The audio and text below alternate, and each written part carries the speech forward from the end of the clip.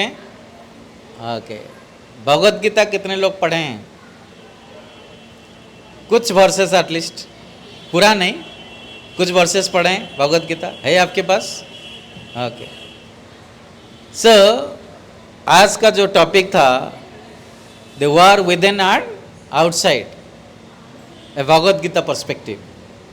हाँ, अभी भारत, पाकिस्तान और रशिया, यूक्रेन, हाँ, ये सब युद्ध पृथ्वी में चल ही रहा है। और आपका ये जो ग्वालियर है, हाँ, ऑपरेशन सिंदूर का 3 राफेल भी यहीं से उड़ा था, पता है आपको? हाँ, ग्वालियर से उड़ा था। हाँ, 6 तारीख को रात को ग्वालियर से 3 राफेल उड़ के पाकिस्तान में अटैक किया था। हाँ, राइट। और उससे पहले वाला जो ऑपरेशन हुआ था वो भी ग्वालियर से था। हाँ, के तो Gwalior is one of the target.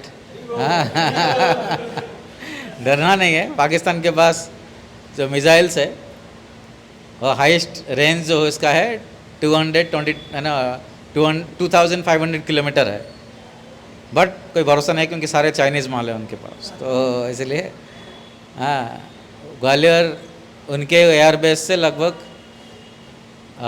More than 1000 kilometre दूरी पे है, तो वो टारगेट पास में करते हैं इसलिए बड़ा वाला डिस्ट्रिक्ट में।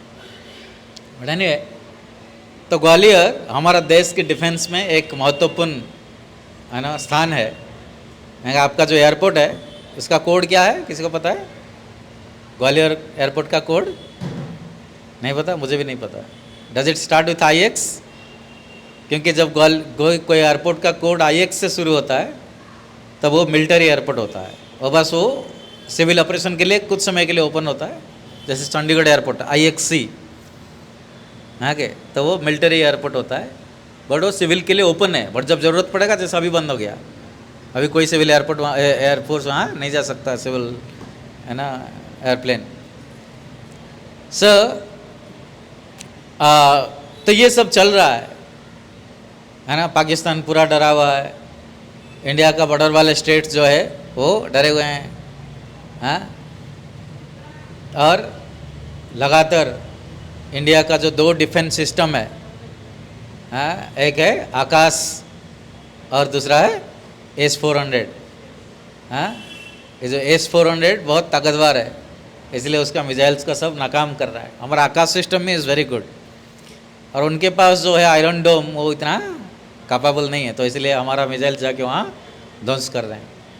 बट एनीवे, कोई भी शत्रु को कभी कम नहीं समझना। जब युद्ध होता है तो वो भी नष्ट कर सकते हैं। जम्मू एयरपोर्ट में डाल दिए, हाँ, जम्मू के पास ब्लास्ट हुआ।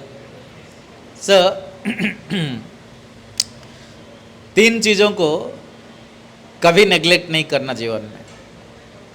जो शत्रु है, दूसरा जो शरीर में रोग है, रोग को नेग्लेक्ट करेंगे तो क्या होगा? बढ़ता जाएगा, तो उसको पहले से इलाज कर दो। और तीसरी है लोन, ऋण, ऋण को कभी नेग्लेक्ट नहीं करना। आगे तो वो क्या होगा? फिर बढ़ता जाएगा। ये तीनों को आप जितना नेग्लेक्ट करोगे वो उतना कष्टदायक होगा बाद में। आगे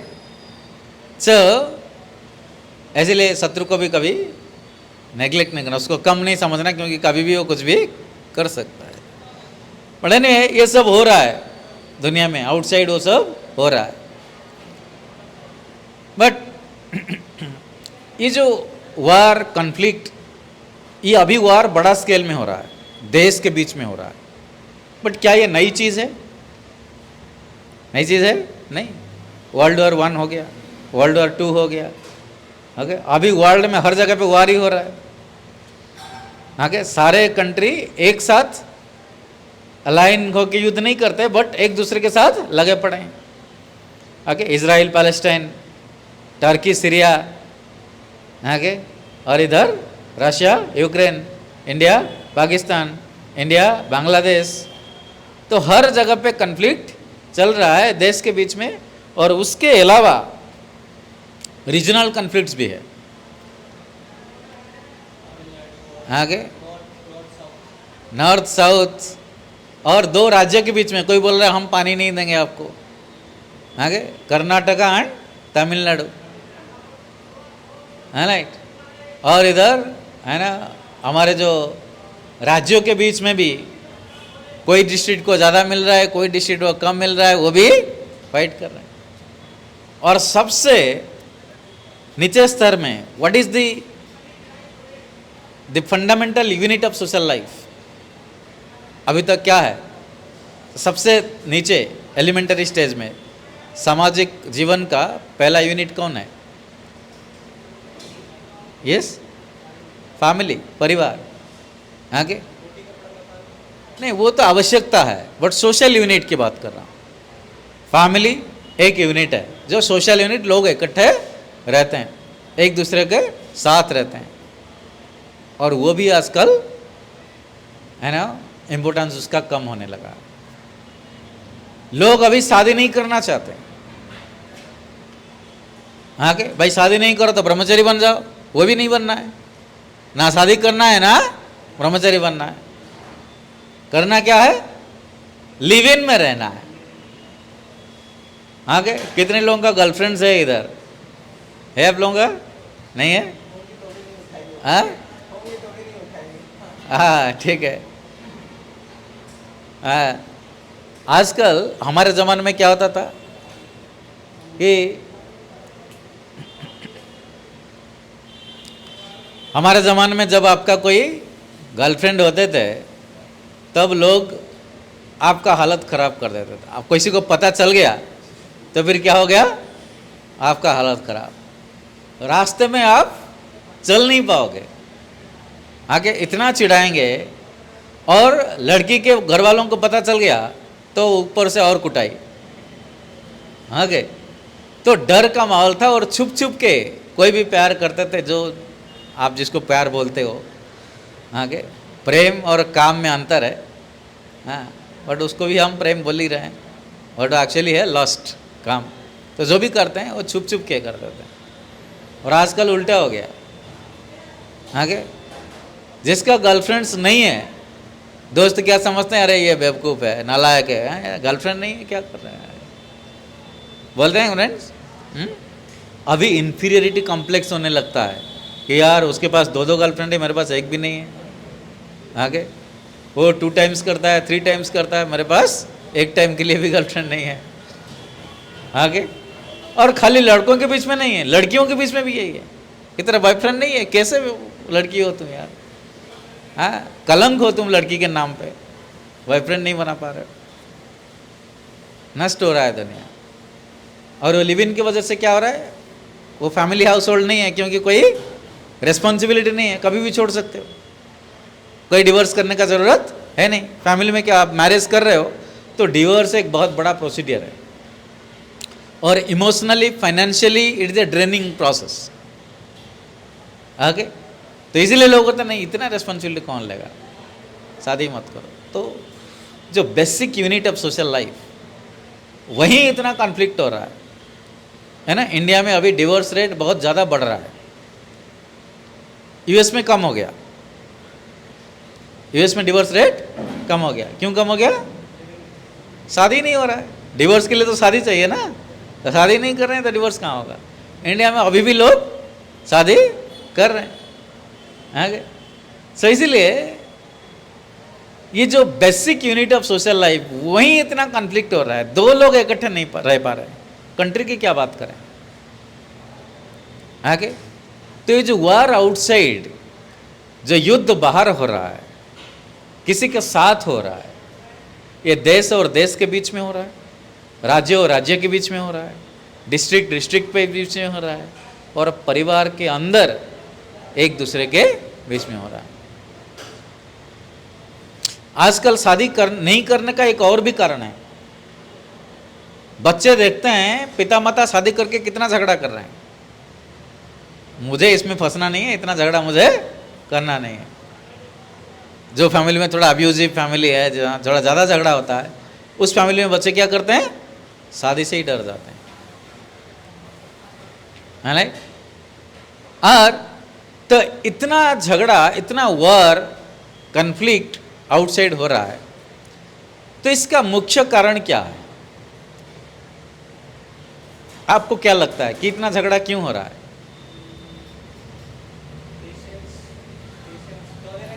टॉलरेंस नहीं है, ओके। हाँ,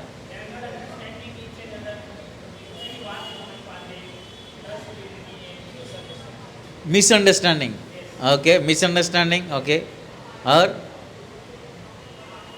और क्या है? यस, एक्सपेक्टेशन ज़्यादा है। आगे शादी करते हैं तो हस्बैंड को लगता है वाइफ हर समय मेरा सेवा करना चाहिए, मैं जो बोलूं बना के तुरंत देना चाहिए, आगे, और मेरा आदेश को तुरंत पालन करें। वाइफ को लगता है हस्बैंड मतलब जो कभी नहीं डांटे, जो कभी कुछ नहीं बोले, गलती होने पर भी माफ़ कर दें, और जितना हमें पैसा चाहिए हर समय वो प्रोवाइड कर दें। आगे यदि काम नहीं करती है ना फॉर्मली, आगे, तो ये इतना सारा एक्सपेक्टेशन रहता है। जहाँ ये एक्सपेक्टेशन कम पड़ जाता है या फुलफिल नहीं हो पाता है, फिर क्या होता है? झगड़े। आगे, और ये एक्सपेक्टेशन क्यों रहता है? हमारा डिजायर है, राइट? तो ये इच्छा है, तो इसीलिए हम क्या बोलते हैं? प्रेम कर रहे हैं। बट प्रेम और काम में क्या अंतर है? किसी को पता है? काम और प्रेम, इसमें अंतर क्या है? क्या अंतर है? प्रेम माँ करती है, ओके, हाँ, डिजायर रहता है, हाँ, राइट। कोई और डिफरेंस? प्रेम निष्काम है, आगे, फिर काम काम है, हाँ, आगे, काम काम है और प्रेम निष्काम है। यस,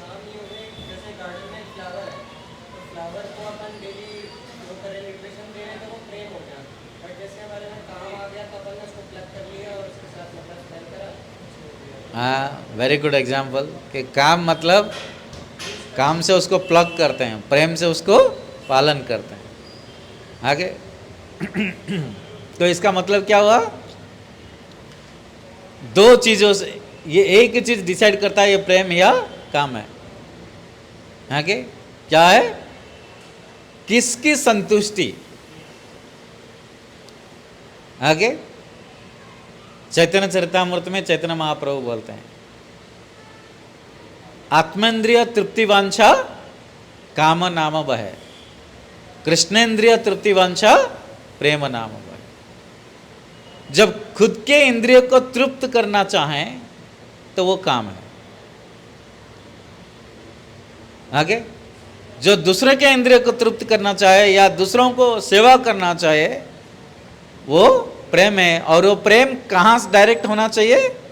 ओनली कृष्ण के प्रति, कृष्ण के इंद्रियों को संतुष्ट करना। तो प्रेम देने का नाम प्रेम है और पाने का नाम काम है। जहां हमारा पाने का इच्छा है वहां समझ लेना है कि ये काम है। तो आजकल जो प्रेम चल रहा है वो काम है या प्रेम है? क्यों?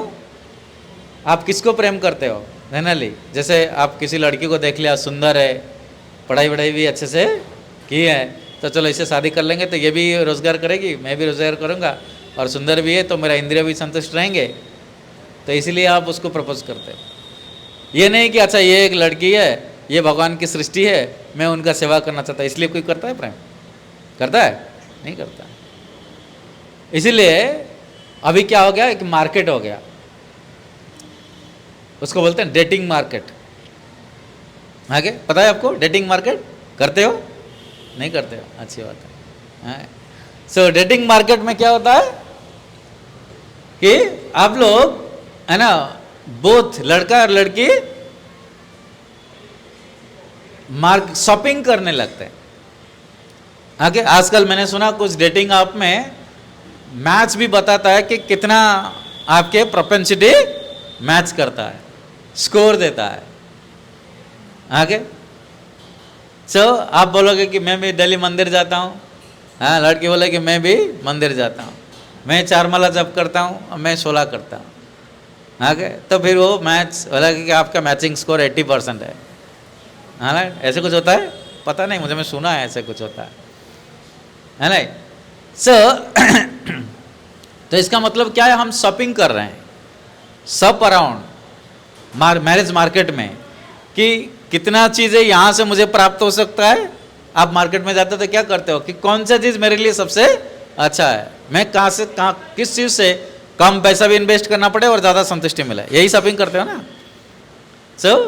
ये यहाँ भी यही कर रहे हो कि इसके पास ये सुंदर है, टिक, पढ़ाई की है, टिक, काम करना चाहता है, टिक, रेस्पेक्टफुल है, टिक, आगे मेरा बात भी सुनता है, टिक, तो चलो यही आगे। और दूसरी क्या है, इतना ज़्यादा सुंदर नहीं है, बहुत ज़्यादा पढ़ाई की है, पैसा ज़्यादा इनकम कर सकता है, तो चलो इसको कॉम्पेंसेट हो जाएगा सुंदरता।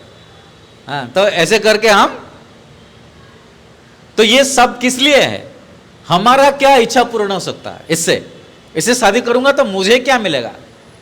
लड़की भी ऐसा देखती है कि इससे शादी करूंगा तो मुझे क्या मिलेगा। तो सेंटर में क्या है, मुझे क्या मिलेगा। आगे तो ये प्रेम है नहीं। और जब मुझे जो चाहिए था, मैं एक्सपेक्ट किया था कि इनसे शादी करूंगा तो, या प्रेम करूंगा या संबंध रखूंगा तो ऐसे होगा, नहीं होता तो बोलता अरे क्या फ़ायदा फिर इस रिलेशन में रह के, जब मुझे ये चीज़ जो मैं एक्सपेक्ट किया था नहीं मिल रहा तो फिर मत करो।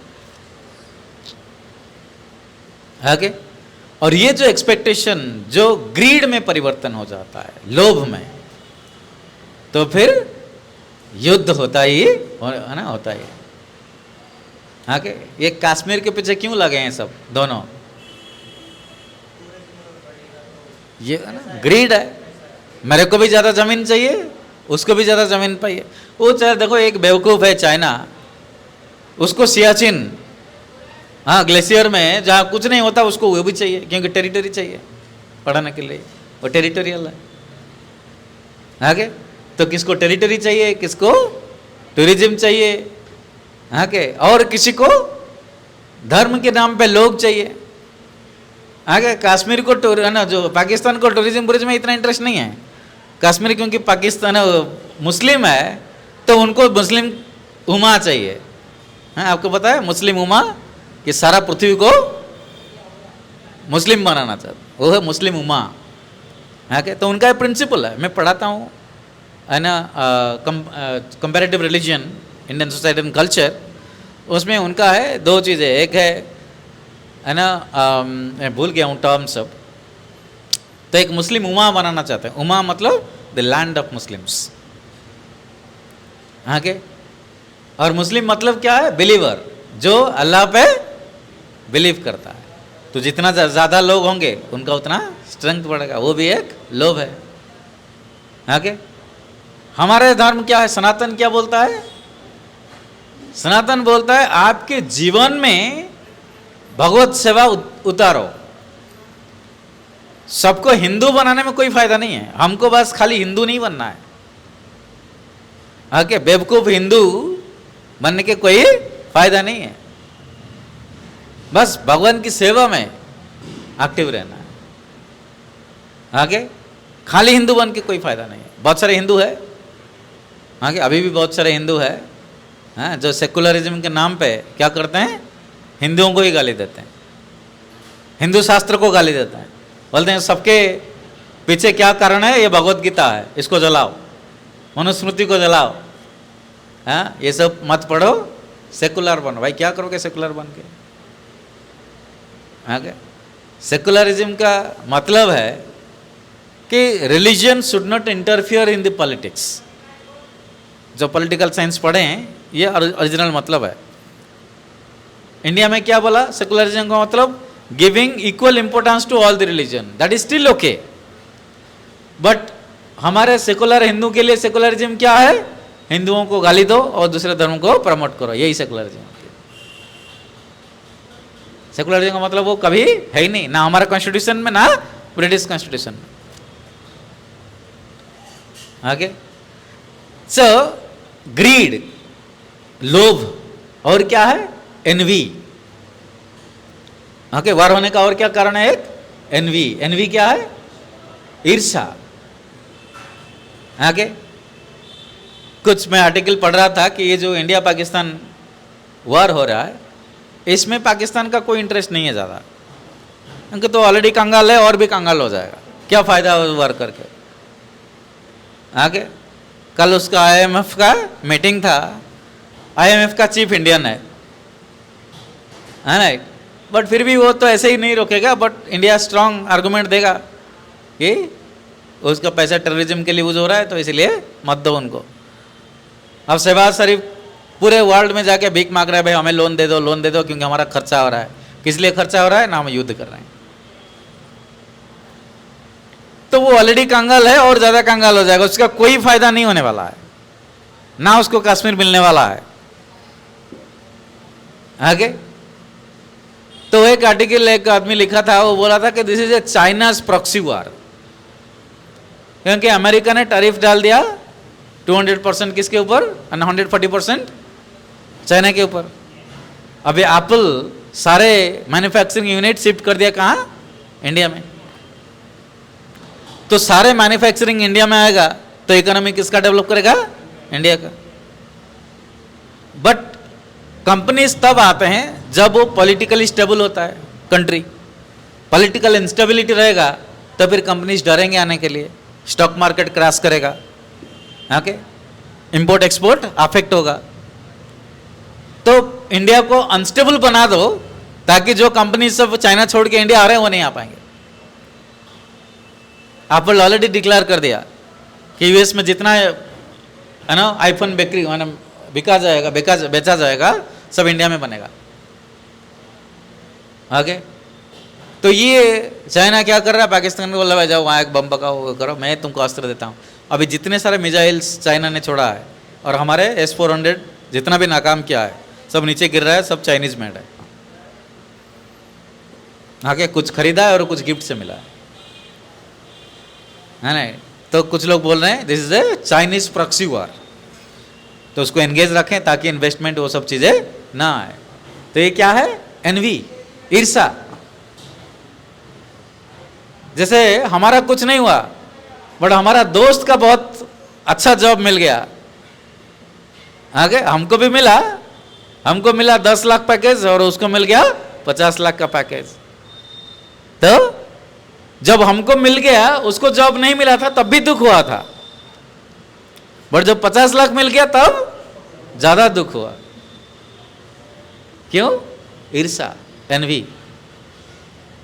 आगे हाँ एक मूवी था 3 इडियट, हाँ तो उसमें एक डायलॉग है कि दोस्त फेल हो जाए तो दुख होता है, बट दोस्त फास्ट रहते तो ज़्यादा दुख होता है। सो ऐसे ही दिस इज एनवी। तो वार आउटसाइड जो हो रहा है ना, one of the reason is expectation, जो ये फिर ग्रीड में परिवर्तन होता है और फिर एनवी में परिवर्तन होता है।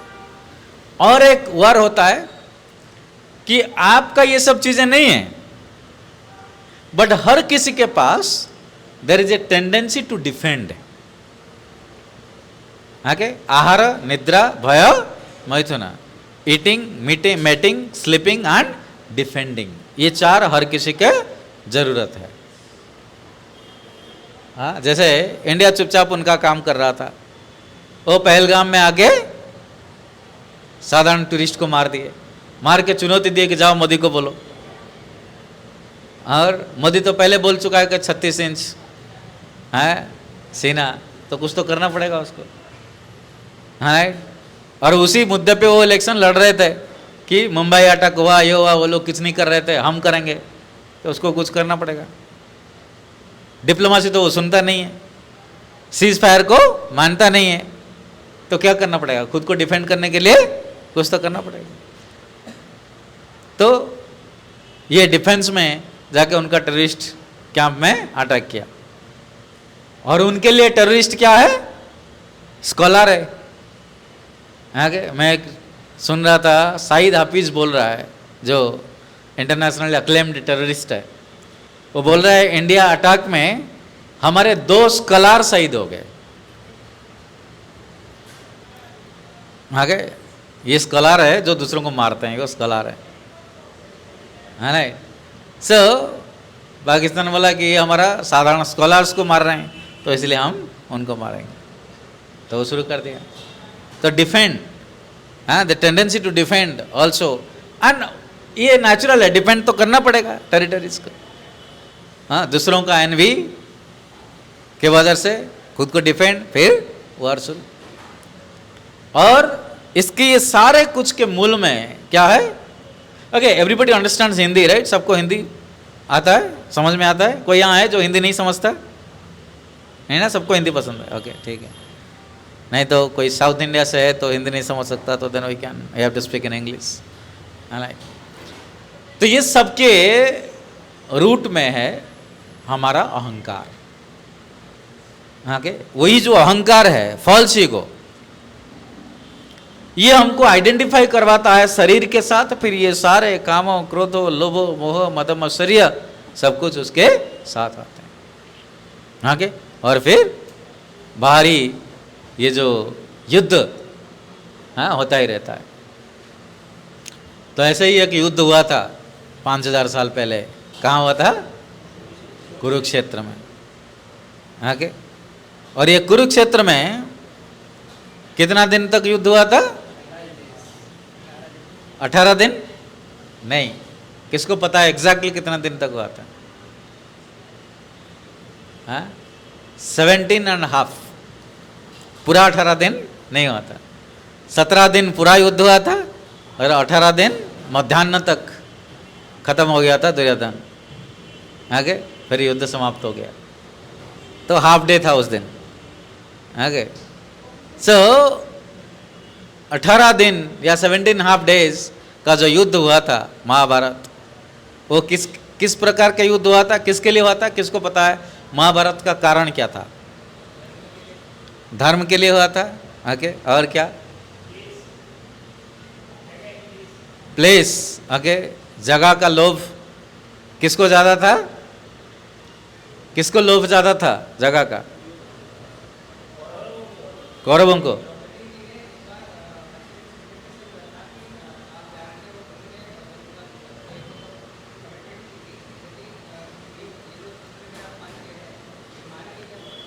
वो मुझे सुनाई नहीं दे रहा है, क्या बोल रहे हो? अच्छा, द्रौपदी की सभा जो अपमान हुआ था उसका बदला लेने के लिए। हाँ, तो भीम ने प्रतिज्ञा किया था।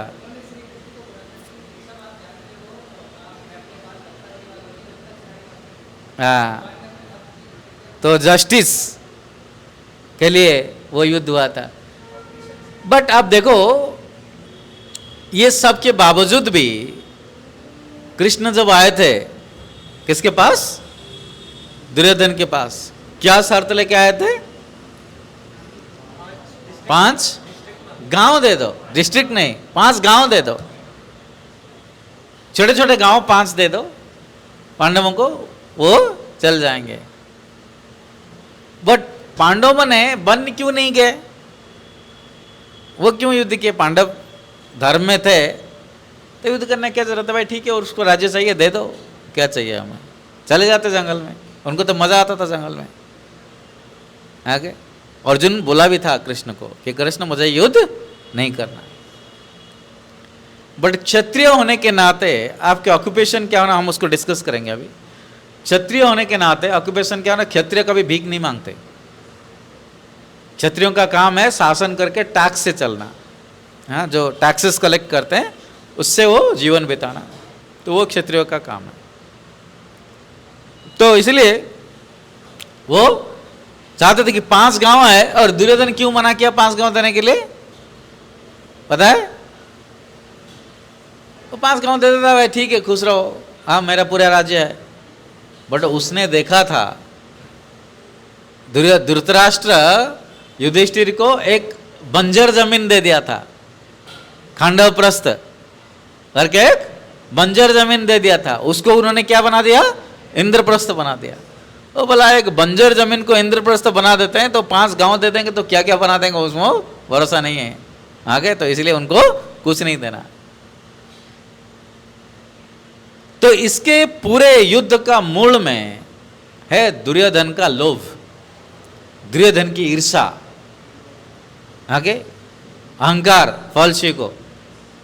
तो वो देखा था इंद्रप्रस्थ में कितना बड़ा बना दिया कि अरे ये लोग इतना ऐसे करें, तो ईर्षा हो गया उसको कि है ना, जुआ खेल के उसे सब हड़प ले, गैम्बलिंग करके, आगे। तो वहां भी वही हुआ था। और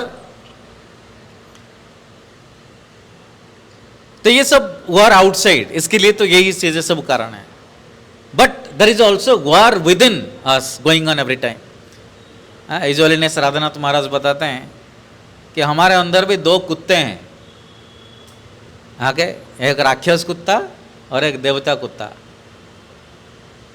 और ये दोनों में से कौन जीतेगा कैसे डिसाइड होता है? हाँ, फ्री विल से। ओके, जो सबसे ज्यादा अटैक करेगा।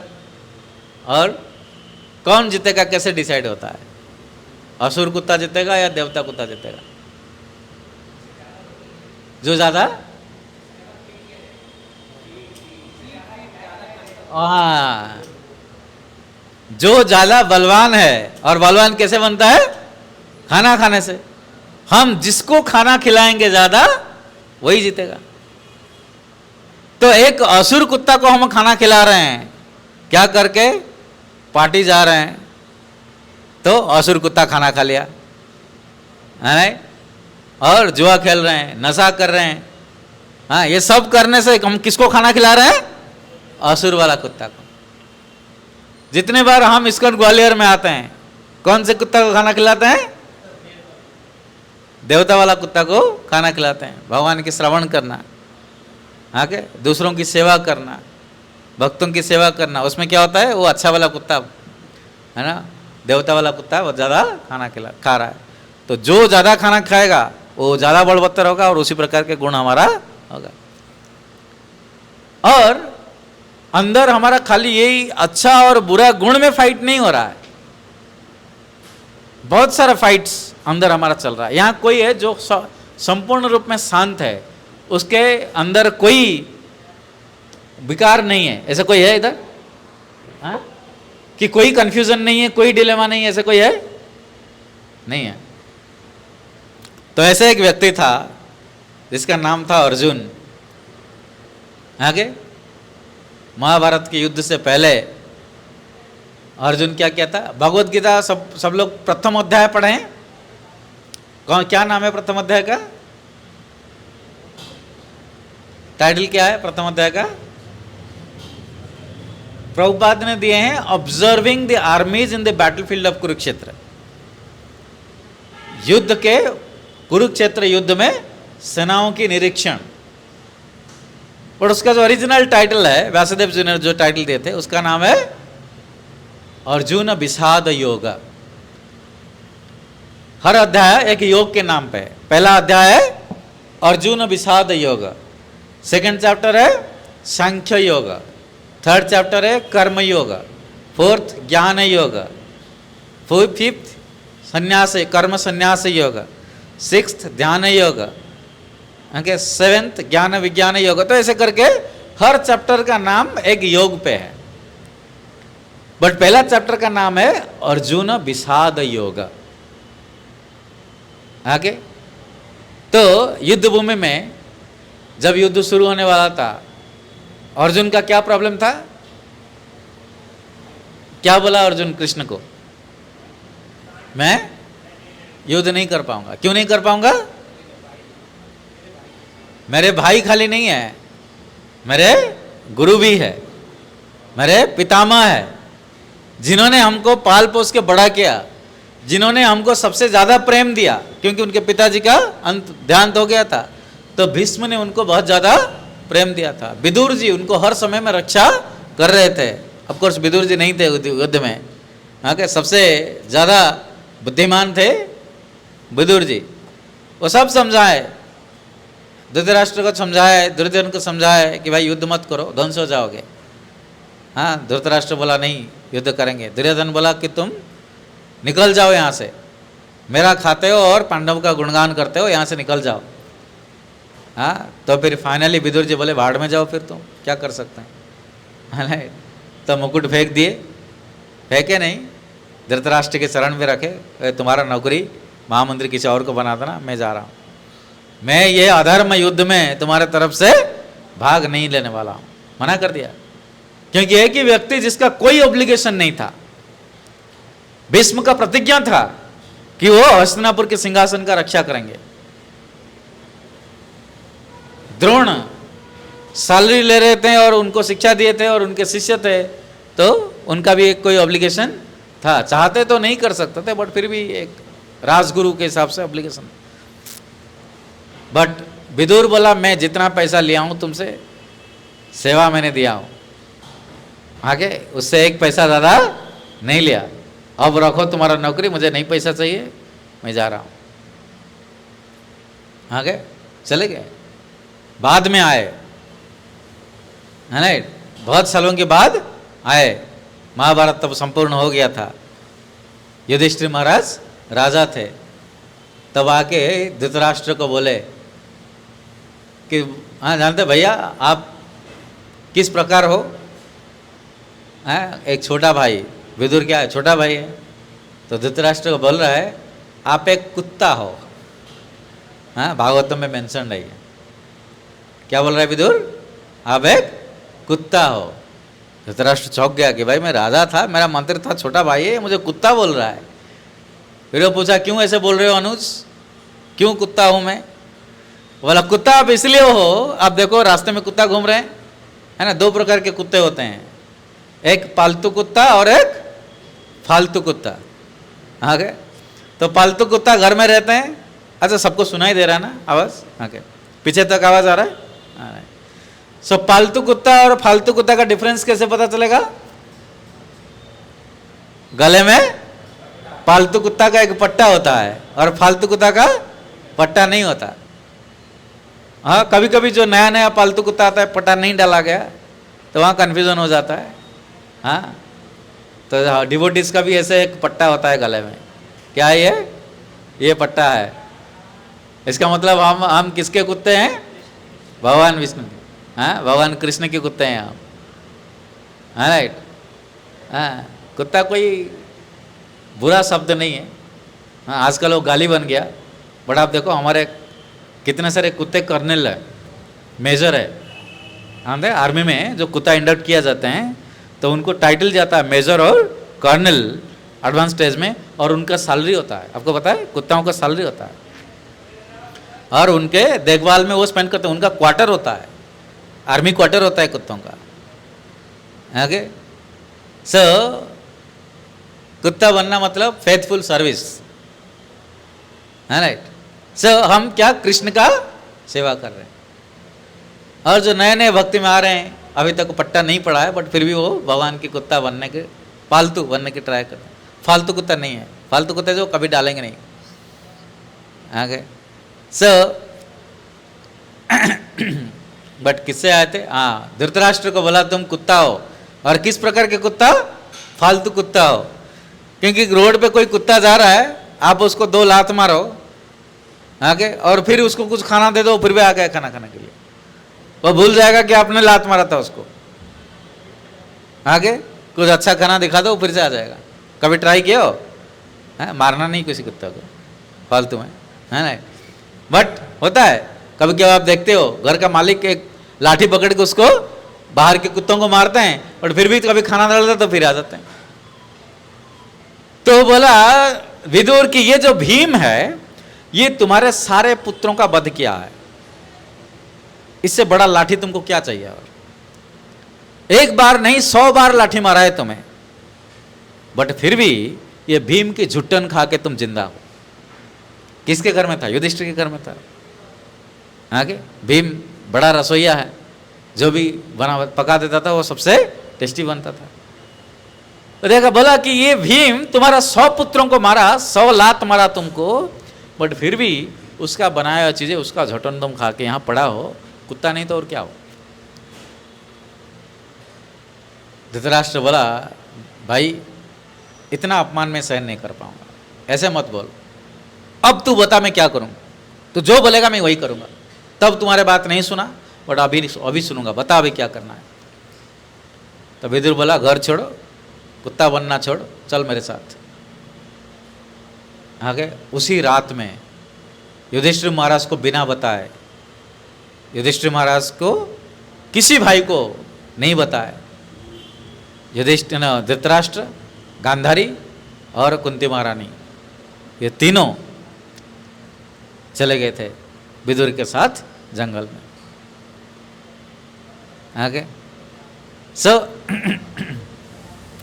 तो वही विदुर, इतना विदुर को छोड़ के और सब क्या था, उनका कुछ ना कुछ एजेंडा था, तो इसलिए वो युद्ध में पार्टिसिपेट किए। बट उसका मेजर कारण था एनवी, ग्रीड। ओके, दुर्योधन का एनवी और ग्रीड कि ज्यादा मुझे सब कुछ चाहिए, और उसका ईगो, अहंकार कि मैं ही भोगता हूं, अहम भोगी अहम ईश्वर। हाँ, ये सब चीजें उसका युद्ध करवा दिया। बट अर्जुन का क्या प्रॉब्लम था? युद्ध से पहले अर्जुन का क्या प्रॉब्लम था कि ये सब जो है मेरे गुरु, मेरे पितामह, ये सबको मैं कैसे मारूंगा। बट युद्ध करने खड़ा क्यों था उधर?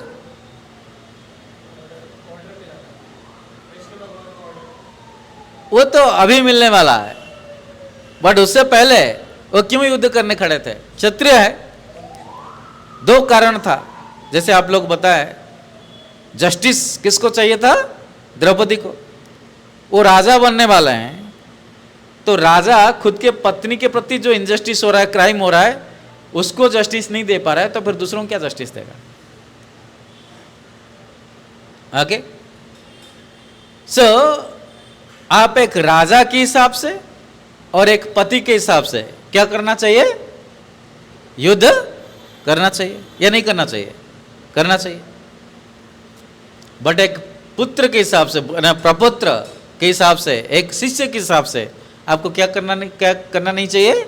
युद्ध नहीं करना चाहिए, क्योंकि आपको दादाजी को प्रोटेक्ट करना चाहिए। आप क्या कर रहे हो? उनका हत्या कर रहे हो, क्योंकि जब तक भीष्म नहीं मरेंगे तब तक युद्ध समाप्त नहीं होगा, जीत नहीं पाओगे। भीष्म और द्रोण के हस्त में जब तक अस्त्र है, पांडव का जीतना मुश्किल है, असंभव है। तो अर्जुन जानता था कि मुझे पहले इनको मारना पड़ेगा, द्रोण को भी मारना पड़ेगा, कृपाचार्य को भी परास्त करना पड़ेगा। Okay, so this is the identity crisis. Arjun क्या फेस कर रहा था? आइडेंटिटी क्राइसिस, कि मैं हूं कौन? पति हूं, राजा हूं, प्रपुत्र हूं या शिष्य हूं? क्या हूं मैं खुद को शिष्य सोचूं तो युद्ध नहीं कर पाऊंगा, राजा सोचूं तो युद्ध करना पड़ेगा। आगे तो आपको ऐसा आइडेंटिटी क्राइसिस होता है कभी कभी? आगे परीक्षा है और प्रोग्राम है, मैं शिष्य बनूं, सर यहाँ स्टूडेंट बनूं या यहाँ डिसाइपल बनूं? हाँ, कंफ्यूजन हो जाता है। बहन का शादी है और जॉब में कोई इंपॉर्टेंट मीटिंग है, तो एम्प्लॉय बनूं या भाई बनूं? कंफ्यूजन होता है, राइट? एग्जाम है और वहां papa mummy, sorry papa mummy की शादी नहीं है, तो पहले हो गया। हाँ, किसी और का शादी है घर में। हाँ, वेस्टर्न कंट्रीज में होता है ऐसे, बेटा बड़े हो गए 15 साल के होने के बाद फिर पापा मम्मी शादी करने जाते हैं, है राइट? सो तो ये आइडेंटिटी क्राइसिस हमारे साथ भी होता है। तो अर्जुन को ऐसे आइडेंटिटी क्राइसिस था, और इसी आइडेंटिटी क्राइसिस के वजह से अर्जुन को क्या हो गया? डिप्रेशन। विषाद योग मतलब क्या है? डिप्रेशन योग। तो Arjun was under depression. Depression में क्या होता है?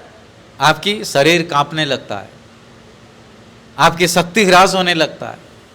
वो सब कुछ अर्जुन के साथ हो चुका। तो अर्जुन बोलता है मुखस्य परिशुष्यत, है ना, मैं ये जो गांडीव को मैं उठा नहीं पा रहा हूँ, मेरा हाथ से सरक रहा है, मेरा पसीना पसीना हो रहा है, ओके, और मैं खड़ा नहीं हो पा रहा हूँ इधर, ओके, मेरा ऐसा लगता है शरीर में कोई शक्ति नहीं है।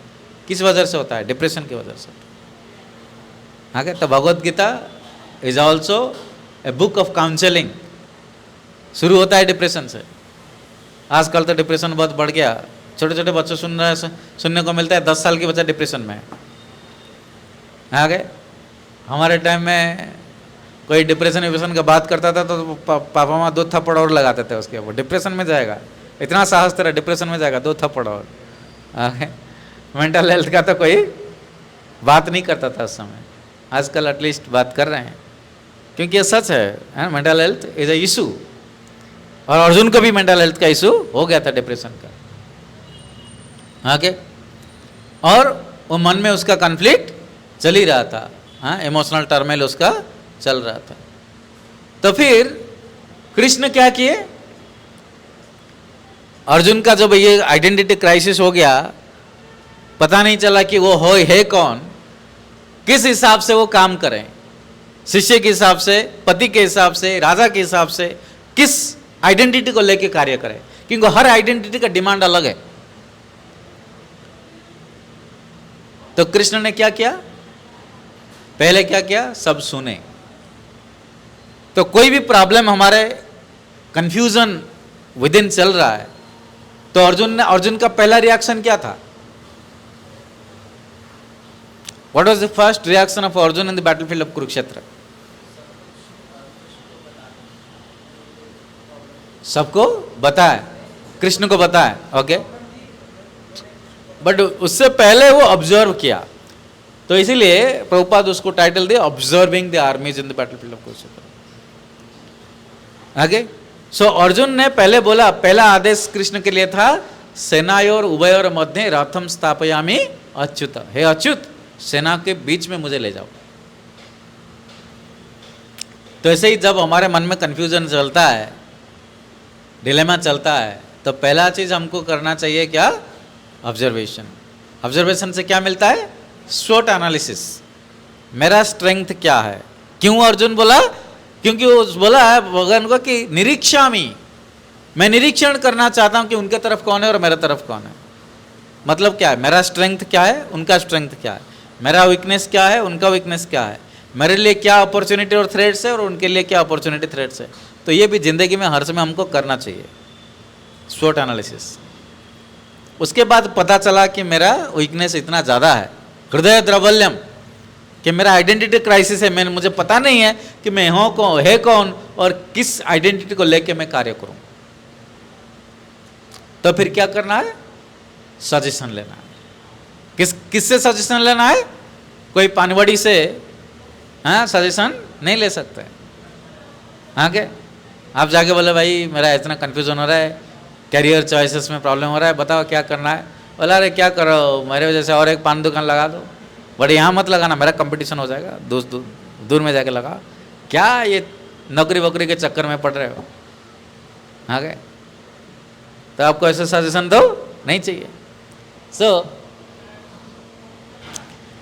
इनफैक्ट आजकल जो सबसे सेफ ऑक्यूपेशन है वो वही पान वाला, चाय वाला और खाना वाला, क्योंकि एआई उसका जॉब नहीं ले सकता है ना। आपको चिप्स, कंप्यूटर चिप्स आप यूज़ कर सकते हो, बट खाने के लिए पोटैटो चिप्स चाहिए। कंप्यूटर चिप्स से आपको पेट नहीं भरेगा। आगे तो इसलिए रेस्टोरेंट बिजनेस, ये सब हॉस्पिटैलिटी बिजनेस, वो बिजनेस कभी बंद नहीं होगा। सो व्हाटएवर, तो आपको उस प्रकार के व्यक्ति के पास जाना चाहिए जो व्यक्ति का ज्ञान हो और जिसके ऊपर आप संपूर्ण भरोसा करते हो। कि आजकल आप जाके आपके वल्नरेबिलिटी किसी और के पास बताते हो तो वो उसका फायदा उठाने का प्रयत्न करता है ना। दूसरों के पास बोला है ये देखो ये कितना बेवकूफ़ है, इसका इतना कंफ्यूजन। तो इसीलिए ऐसे व्यक्ति चुनो जो आपके वल्नरेबिलिटी का फायदा ना ले, फायदा ना उठाए, बट आपको जेन्युइन हेल्प कर सकें।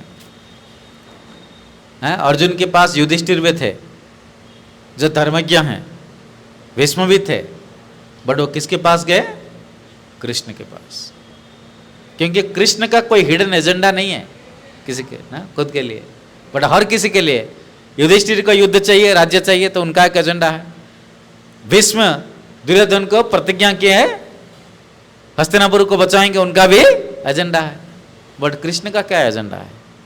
कोई एजेंडा नहीं है। तो इसलिए वो न्यूट्रल है। ऐसे व्यक्ति को गुरु मान के उनके डिस्कस करो।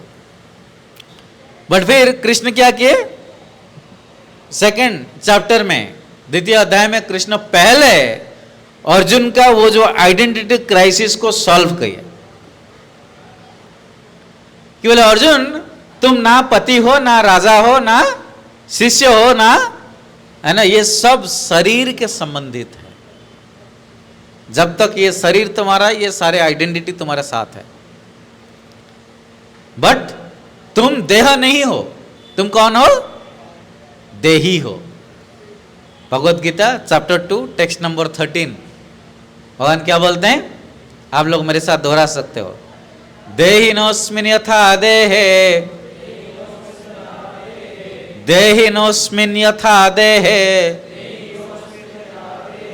कौमारं यौवनं जरा, कौमारं यौवनं जरा, तथा देहांतर प्राप्तिर, तथा देहांतर प्राप्तिर, धीरस्तत्र न मुह्यते। तो अर्जुन क्या बोलता है? भगवान क्या बोल रहे हैं कि तुम देह नहीं हो, तुम देही हो। तो देही मतलब देही का ना विनाश होता है, नैनम छिन्नन्ति शस्त्राणि, नैनम दाहति पावकः, न चैनम क्लेदयन्ति आप, न शोषयति मारुतः। देह का कभी विनाश होता नहीं है। अविनाशी तो तद्विधि, यह अविनाशी है, पर देह परिवर्तन होता रहता है।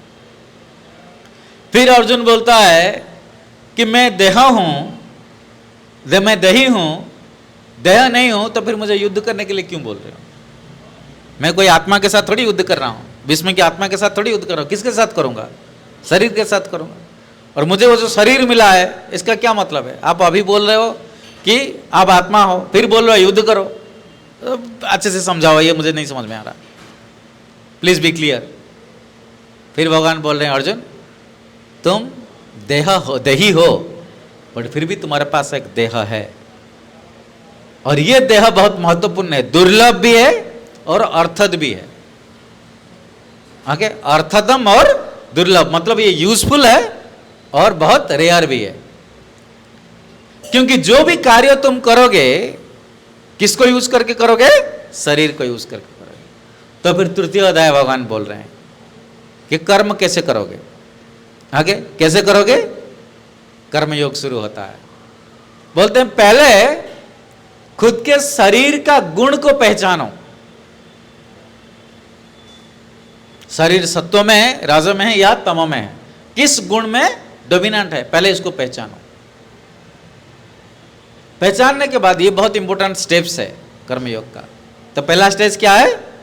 पहचानो किस गुण आपके शरीर में बलवत्तर है। फिर क्या करो? उसी के हिसाब के एक कार्य ग्रहण करो, एक ऑक्यूपेशन लो। सपोज सत्व में आप हो, सत्व ज्यादा है तो टीचिंग ले लो, आगे रिसर्च, काउंसलिंग, है ना, एडवाइजिंग, ये सब चीजें ले लो।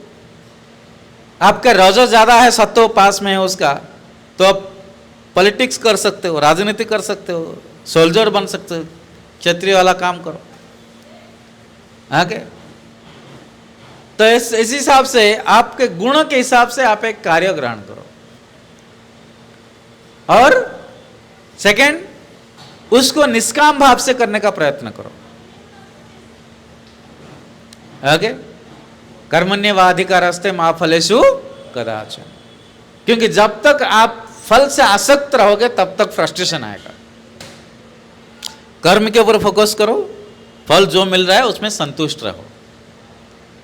ऐसे नहीं कि फल को भोग करना नहीं, बट जो मिल रहा है उसमें संतुष्ट रहो। इच्छा करोगे तो फिर फ्रस्ट्रेशन आएगा। और फिर बाद में क्या करो? यज्ञार्थात् कर्मणोऽन्यत्र, आगे भगवान कृष्ण के लिए कर्म करो। तब याद रहा क्या क्या 4 स्टेज है। पहले क्या करना है? आइडेंटिफाई द नेचर, प्रकृति को आइडेंटिफाई करो शरीर का। सेकेंड, उसके हिसाब से एक ऑक्यूपेशन। थर्ड, कर्मण्येवाधिकारस्ते, निष्काम कर्म करो। फोर्थ, कृष्ण के लिए कर्म करो। याद रहेगा, ये 4 स्टेप है। जब कृष्ण के लिए कर्म करते हो तब वो कर्म कर्म योग बन जाता है। ओके, बट वो कर्म योग के लिए एक ये 4 स्टेज फॉलो करना पड़ेगा। ओके, फिर अर्जुन पूछता है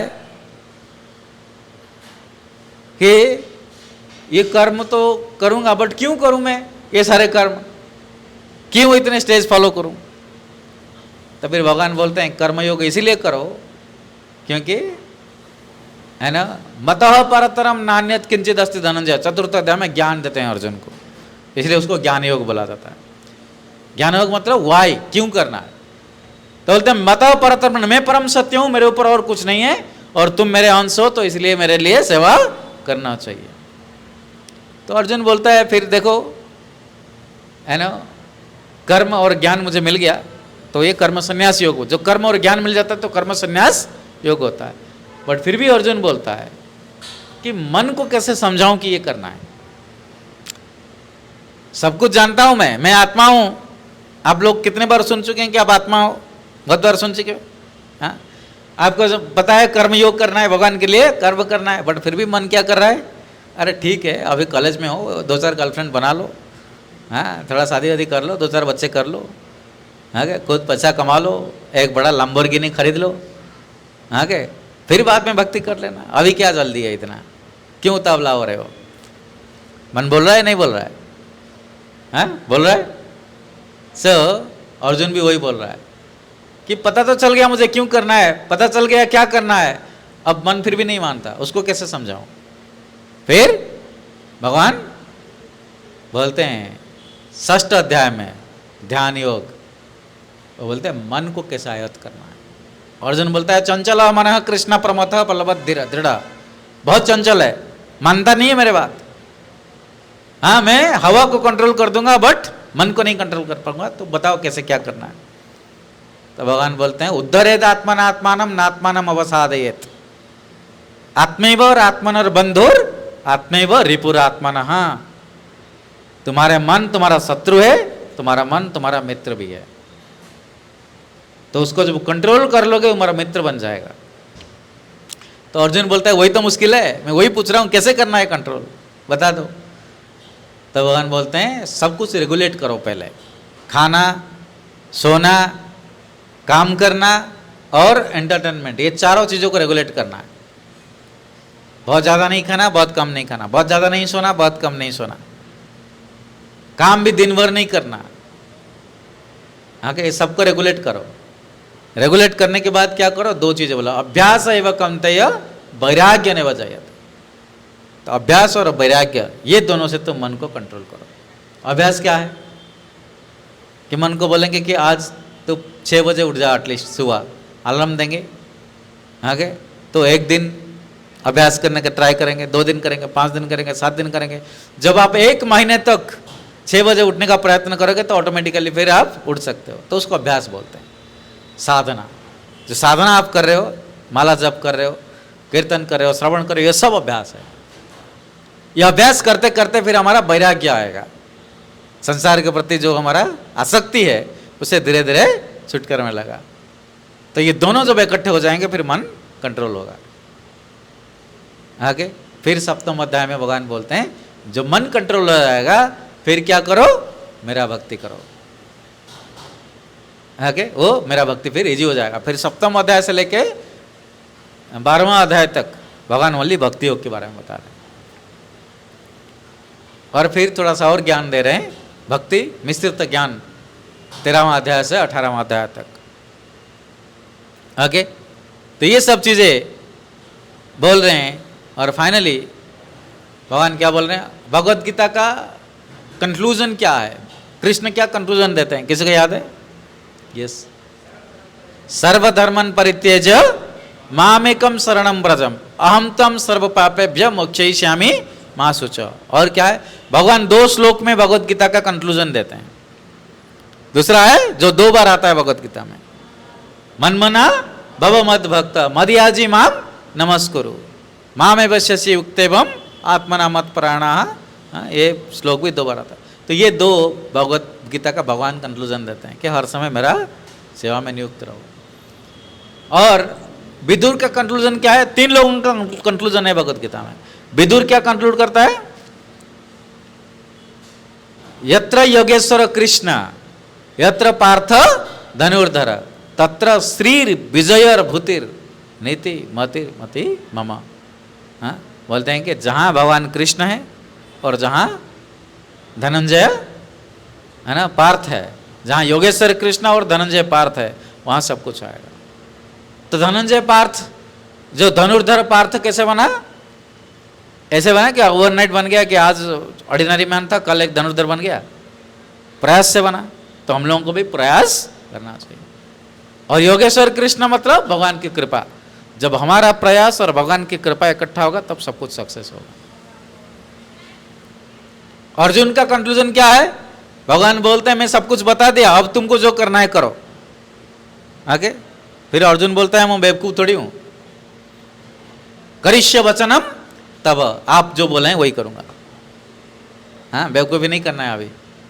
नष्ट मोह, मेरा भ्रम और मोह टूट गया, तो अब बेवकूफ नहीं बनना है, आप जो बोलेंगे वही करूंगा। आगे तो इसलिए है ना, हमको स्वधर्म को पालन करना है। स्वधर्म क्या है? शरीर के हिसाब से जो धर्म है, और साधना, क्योंकि अभ्यास और वैराग्य साधना करना है। आगे और एक मेंटर, जीवन में हमारा आपका एक मेंटर होना चाहिए जिसके पास आप हृदय खोल के बात कर सकते हो, एक स्पिरिचुअल मेंटर।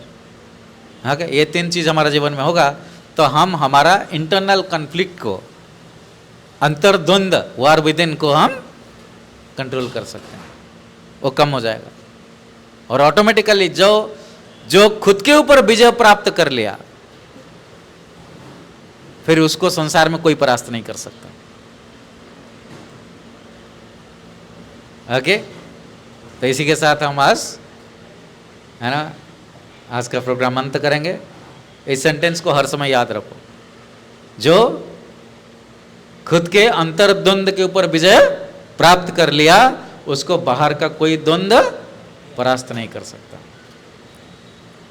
जो खुद मोह से मुक्त हो गया, जो खुद लोभ से मुक्त हो गया, एनवी से मुक्त हो गया, अहंकार से मुक्त हो गया, उसको क्या डिस्टर्ब करेगा संसार में? कोई डिस्टर्ब नहीं कर पाएगा। Okay, so this way we have to deal with the war with in and outside. But आप बोलोगे इंडिया पाकिस्तान युद्ध हो रहा है, हम क्या करें? आप प्राइम मिनिस्टर हो, सेना मुख्य हो, तो आपका स्वधर्म है युद्ध करना। आप कुछ नहीं हो तो उनके ऊपर छोड़ दो, जो करना है वो करेंगे। आप कुछ कर सकते हो? नहीं कर सकते। पाकिस्तान मिसाइल छोड़ेगा, रोक सकते हो? नहीं रोक सकते। यहाँ से कुछ कर सकते हो? नहीं कर सकते। तो क्यों चिंता करना उसके बारे में? जो चीज़ हमारा हाथ में नहीं है we should not worry about it. जो चीज़ हमारा हाथ में है we should not worry about it. क्यों? हाथ में है तो कुछ करो, वरीड क्यों हो? कुछ करो। और कुछ हाथ में नहीं है तो कृष्ण के ऊपर छोड़ दो, वो करेंगे, आप क्यों वरीड हो? ठीक है। हरे कृष्ण। श्रीमद् भगवद गीता की, श्रील प्रभुपाद की, ग्वालियर भक्त वृंद की, हिताय गौर समानंद है। हरे हरे बोल। हरे कृष्ण।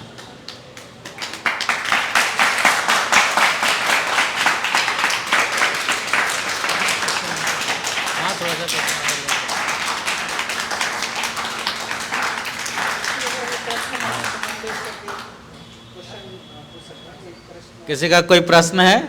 1-2 प्रश्न ले सकते हैं। हाँ, कुछ नहीं है? ओके, यस, आपका कोई प्रश्न है? बोलिए।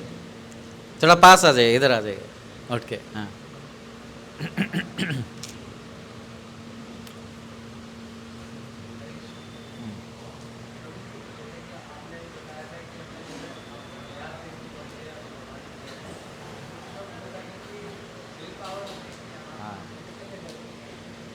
अभ्यास करने के लिए, साधना करने के लिए विल पावर कैसे डेवलप करें, उसका एक इजी फार्मूला बताता हूं आपको। आप कहाँ रहते हो? वहाँ रहते हो। जब मैं एक स्टोरी बताता हूँ इसको आंसर देने के लिए। एक व्यक्ति को लगा कि चोरी में बहुत पैसा है, आगे काम करते हैं तो पैसा मिलता है नहीं मिलता पता नहीं, बट चोरी करना सीख जाएंगे तो मज़े ही मज़े हैं। तो वो क्या क्या चोरी करने के लिए, है ना, आपका मनोबल भी चाहिए। अब जैसे बोलो भक्ति करने के लिए मनोबल चाहिए, चोरी भी है ना, ताकत होना चाहिए कि भाई किसी का छीन के भाग जाए।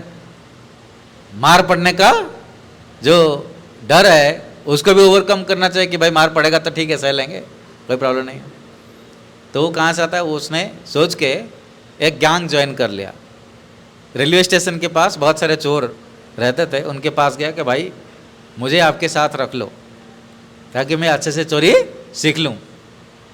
तो उन्होंने उनको ट्रेनिंग दिया कि चोरी करना क्या क्या उसूल है, आगे चोरी का माल कभी रिटर्न नहीं करना जितना भी मार पड़ जाए, है ना। तो इस प्रकार के उसूल उसको सिखाए।